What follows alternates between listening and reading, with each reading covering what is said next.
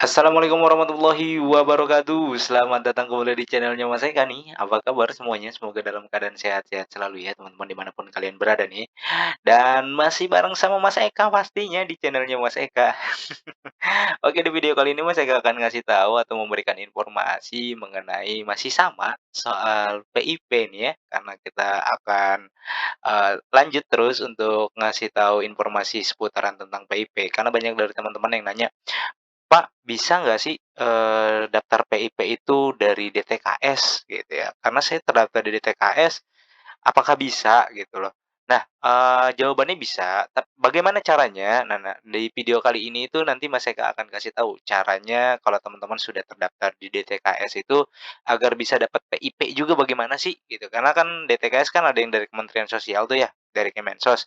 Kemudian PIP juga adalah program, nasional juga ya, program Indonesia Pintar. Jadi ini rata semua bisa bisa bisa mendapatkan ya asalkan sesuai dengan kriteria yang sudah ditentukan. Nah, itu videonya ada di sini nih ya, 7 siswa yang diprioritaskan dapat, KIP atau PIP. Nah, salah satunya dari DTKS atau siswa miskin yang terdaftar dari DTKS. Nah, itu bisa diajukan. Bagaimana caranya nanti akan dijelaskan oleh Mas Eka. Tapi sebelum itu untuk teman-teman yang baru bergabung di channelnya Mas Eka, yuk silakan subscribe dulu channelnya Mas Eka, kemudian juga bisa join di Telegramnya Mas Eka, dan bisa juga follow di TikToknya Mas Eka, ya. Oke, langsung aja kita masuk ke websitenya. Nah, di sini ada website PIP-nya. Biasa kalau teman-teman pengen tahu apakah teman-teman penerima atau tidak, teman-teman bisa ngecek di sini ya, cari penerima PIP, di sini ada NISN, tanggal lahir, bulan, dan tahun, kemudian nama ibu kandung, kemudian dicari. Kemudian di sini juga ada keterangan batas waktu cut off Dapodik untuk PIP 15 Agustus 2022 pukul 23.59. Jadi kalau teman-teman nanya, "Saya mau daftar PIP atau KIP di sekolah bisa nggak, Pak?" Bisa, tapi waktunya sudah ditutup ya, pengajuannya sudah ditutup per 15 Agustus 2022. Nah, oke, kita langsung ke materinya ya. Nah, di sini Mas Eka ada paparannya, eee, di sini ada penetapan penerima PIP dari DTKS. Jadi kalau misalkan teman-teman yang sudah dari DTKS itu bisa langsung ditetapkan.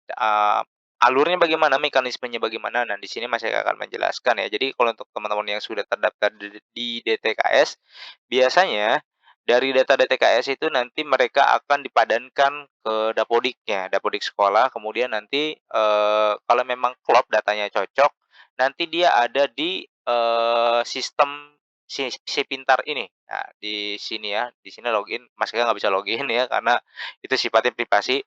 Nanti di si Pintar itu ya, di sistem program Indonesia Pintar itu, nama teman-teman muncul. Nah, munculnya dari mana? Pengajuannya asalnya dari DTKS yang sudah dipadankan oleh Dapodik sekolah. Jadi misalkan di DTKS namanya Abdul, di Dapodik namanya Abdul Klop, kemudian nik dan segala macamnya sama, dipadankan jadilah sebuah data, namanya, SK nominasi nih di sini ya.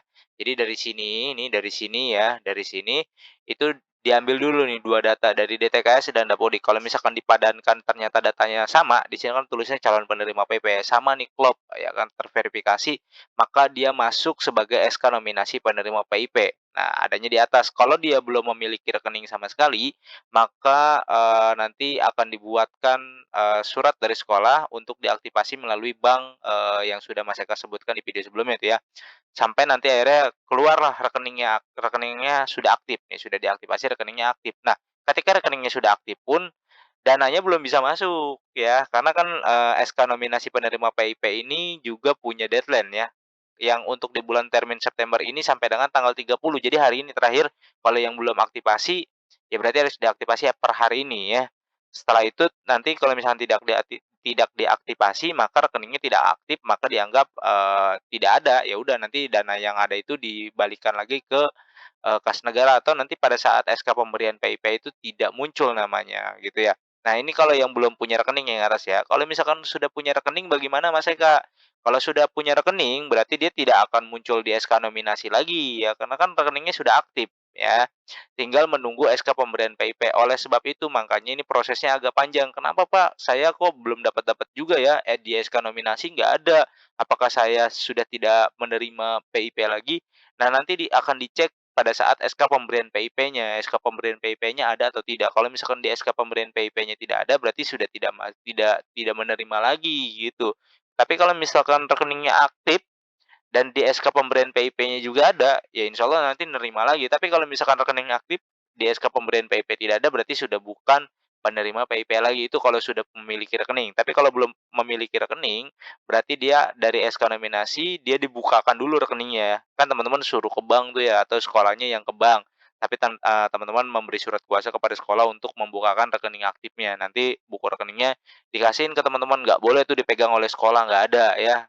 Karena ini dananya dana dana buat siswa bukan buat sekolah ya. Jadi kalau misalkan kemarin ada laporan tuh, buku tabungan saya dipegang Pak sama sekolahnya gitu kan. Wah itu ambil aja, karena itu haknya teman-teman bukan, dipegang oleh sekolah gitu. Itu haknya teman-teman untuk dipegang oleh teman-teman karena ketika nanti dananya cair gitu kan, ya itu dananya haknya teman-teman, miliknya teman-teman untuk dipergunakan sebagaimana mestinya, bukan dipergunakan oleh sekolah ya. Sekali lagi, PIP itu bukunya ketika rekeningnya sudah aktif ya dipegang oleh masing-masing siswanya, bukan dipegang dikumpulkan oleh sekolah, itu nggak boleh itu ya. Nah setelah ini selesai, SK nominasinya sudah selesai atau, aktivasi rekeningnya sudah selesai semua secara nasional, maka nanti akan muncul SK pemberian PIP. Nah dari SK pemberian PIP ini nanti akan keluar dananya, dana tersalurkan ke rekening penerima PIP itu kan, dana tersalurkan ke rekening penerima PIP.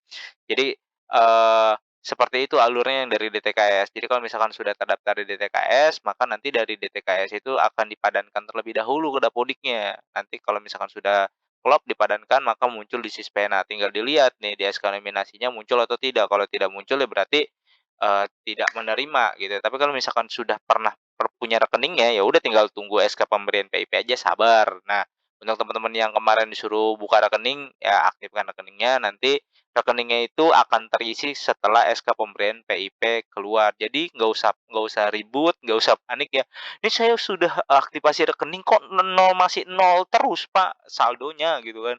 Dari tanggal 2 September saya kemarin ngajuin, sudah dibuka buku rekeningnya sampai sekarang saya cek masih kosong-kosong juga. Ya masih kosong karena SK pemberian PIP-nya belum ada. Ini alurnya ya. Jadi seperti itu kalau misalkan yang teman-teman yang terdaftar di DTKS, ya alurnya seperti ini, bisa untuk, ditetapkan sebagai penerima PIP. Oke teman-teman, itu aja informasi yang bisa Mas Eka sampaikan, perihal penetapan penerima PIP dari, jalur DTKS, ya jadi pengajuan dari DTKS, oke.